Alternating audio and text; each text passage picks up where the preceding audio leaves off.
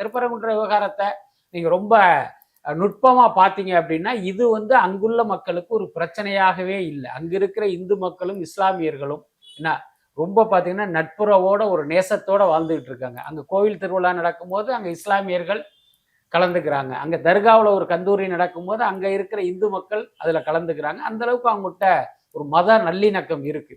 அதல்லாம வழக்கமாக அந்த தீபம் ஏற்றுகிற இடம்ங்கிறது கிட்டத்தட்ட 100, 150 வருஷமா அங்க ஏத்திக்கிட்டு இருக்காங்க.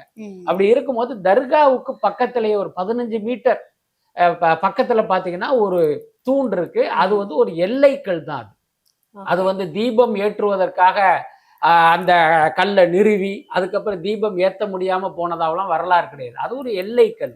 இவங்க என்ன சொல்றாங்க, நாங்க அந்த இடத்துல தான் தீபம் ஏத்துவோம் அப்படிங்கிற மாதிரி ஒரு பிரச்சனையை கையில எடுத்துட்டு வராங்க. அதுக்கப்புறம் அந்த கல்லுல நீங்க போய் தீபம் ஏத்தணும் அப்படின்னா நீங்க தர்காவை கடந்து தான் உள்ள போகணும்.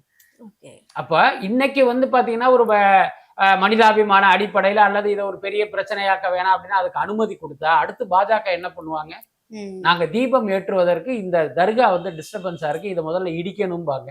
அப்படி இல்லைன்னா நான் அதை தீபம் ஏத்த போறேங்கிற பேர்ல போய் தர்காவை இடிச்சிட்டு வருவாங்க. ஏன்னா இவங்களுடைய ட்ராக் ரெக்கார்டு நமக்கு தெரியும்.